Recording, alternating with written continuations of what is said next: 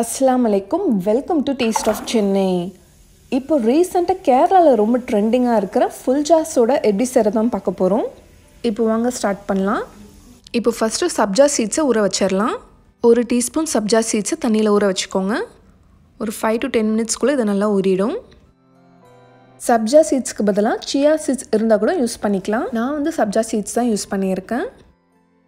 அடுத்து ஒரே ஒரு லெமன் ஜூஸ் எடுத்துக்கலாம்.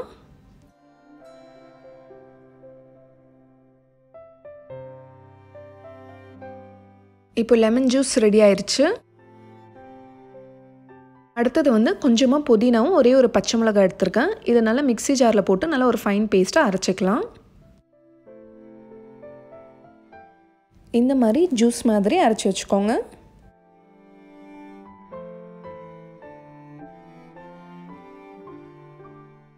அடுத்து வந்து ஒரு சின்ன பீஸ் ஜிஞ்சர் இதுவும் மிக்ஸி ஜார்ல போட்டு நல்லா ஜூஸ் மாதிரி அரைச்சு எடுத்துக்கலாம். இஞ்சி ஜூஸும் ரெடி ஆயிருச்சு. இப்போ ஒரு சின்ன கிளாஸ் ஜார்ல ஃபர்ஸ்ட் நான் லெமன் ஜூஸ் ஊத்திட்டேன். அடுத்து வந்து ஒரு 1/2 டீஸ்பூன் salt போட்டுக்கலாம். அடுத்து வந்து இந்த மின்ட்டும் சில்லியும் அரைச்சோம் இல்லையா அதுல இருந்து 2 டீஸ்பூன் சேர்க்கறேன். அதுக்கு அப்புறமா நம்ம எடுத்து வச்சிருக்க அந்த ஜிஞ்சர் ஜூஸ் 1 டீஸ்பூன் சேர்த்துக்கறேன். அடுத்து வந்து sugar syrup சேர்த்துக்கறேன். ஒரு 3 டீஸ்பூன் sugar சுடு தண்ணில போட்டு நல்லா கரைச்சு வச்சிருக்கேன். இப்போ அத சேர்த்துக்கலாம். சுகர் கொஞ்சம் அதிகமாக சேர்த்தா தான் நல்லா டேஸ்ட் இருக்கும். அடுத்தது நம்ம சப்ஜா சீட்ஸ் ஊற வச்சோம் இல்லையா அது சேர்த்துக்கலாம். உங்களுக்கு எவ்வளோ வேணுமோ அவ்வளோ சேர்த்துக்கோங்க. இப்போ இதை நல்லா மிக்ஸ் பண்ணிக்கலாம். இதோட மெஷர்மெண்ட்ஸ்லாம் கரெக்டாக ஃபாலோ பண்ணிக்கோங்க, அப்போ தான் டேஸ்ட் நல்லாயிருக்கும். இப்போ அடியில் ஒரு பிளேட் வச்சுட்டு இதுக்கு மேலே ஒரு கிளாஸ் ஜார் வச்சுக்கலாம்.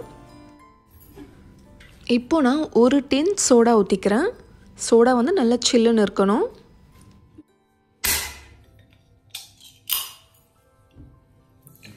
நீங்கள் இதில் ஃப்ளேவர்ஸ் ஏதாச்சும் ஆட் பண்ணனா கூட நம்ம சேர்த்துக்கலாம். ஆரஞ்சு ஜூஸ் இல்லைனா கிரேப் ஜூஸ் கூட சேர்த்துக்கலாம்.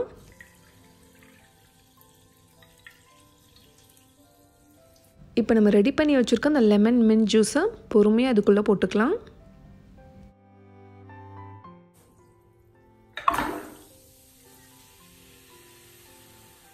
அவ்வளோதான், இது உடனே நம்ம குடிச்சிடணும்.